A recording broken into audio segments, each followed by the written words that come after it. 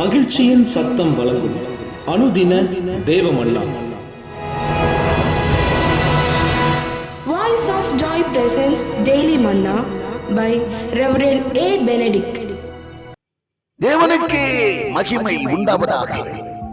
இந்த நாளைக்குரிய தேவ மன்னவாக யாத்ராகமம் 20ஆம் அதிகாரம் 14ஆம் வசனம். விபச்சாரம் செய்யாதிருப்பாயாக, விபச்சாரம் செய்யாதிருப்பாயாக என்று எழுதப்பட்டிருக்கிறது. யாக்கோபு 4ஆம் அதிகாரத்திலே 4ஆம் வசனத்திலே நாம் விதமாக பார்க்கிறோம். அங்கே யாக்கோபு உலக சிநேகத்துடன் வாழ்கிறவர்களை குறித்து கண்டித்து எழுதுகிறார். விபச்சாரரே, விபச்சாரிகளே, உலக சிநேகம் தேவனுக்கு விரோதமான பகை என்பதை அறியீர்களா? நீங்கள் உலகத்தில் அன்பு கூறுபவர்களாய் இருந்தால் உங்களிடத்திலே பிதாவின் அன்பில்லை. எனவே 1 யோவான் 2ஆம் அதிகாரத்திலே சொல்லப்பட்டிருக்கிறது, மாமிசத்தின் இச்சை, கண்களின் இச்சை, ஜீவனத்தின் பெருமை ஆகிய இவைகளெல்லாம் உலகத்தினால் உண்டானவைகள். உலகமும் அதன் இச்சையும் ஒழிந்து போகும். தேவனுடைய சித்தத்தின்படி செய்கிறவர்களோ என்றைக்கும் நிலைத்திருப்பார்கள் என்று எழுதப்பட்டிருக்கிறது.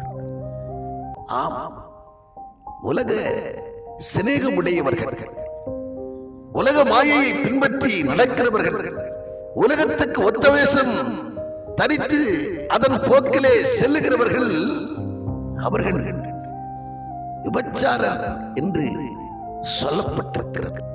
அது மாத்திரமல்ல, மத்தேயுவின் புத்தகத்திலே 5ஆம் அதிகாரத்திலே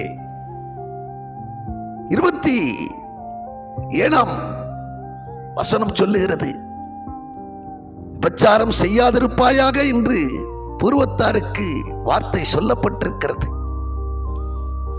நான் உங்களுக்கு சொல்லுகிறேன், ஒரு ஸ்திரியை இச்சையோடு பார்க்கிற எவனும் அவளோடு விபச்சாரம் செய்தாயிற்று என்று ஆண்டவர் சொல்லுகிறார், குறிப்பிடுகிறார்.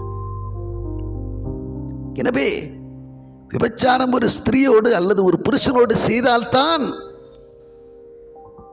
உடலுறவு கொண்டால்தான் அது விபச்சாரம் என்கிறதல்ல. உலக போக்கிலே வாழ்கிறவர்கள், உலக சிநேகமுடையவர்கள், அவர்கள் விபச்சாரர் என்று எண்ணப்படுகிறார்கள். ஒரு ஸ்திரீயை இச்சையோடு பார்த்தாலே அவர்கள் விபச்சாரம் செய்கிறவர்கள் என்று கருதப்படுகிறார்கள். எனவே எனக்கு அன்பான தேவச்சனமே, நாம் அப்படிப்பட்டவர்களாய் காணப்படாதபடிக்கு யோபு பக்தன் சொல்லுகிறான், என் கண்களோடு உடன்படிக்கை செய்து கொண்ட நான் ஒரு ஸ்திரீயின் மேல், ஒரு கன்னிகையின் மேல் நோக்கமாய் இருப்பது எப்படி என்று சொல்லுகிற வண்ணமாக நம் கண்களை தூய்மையாய் காத்துக்கொள்வோம்,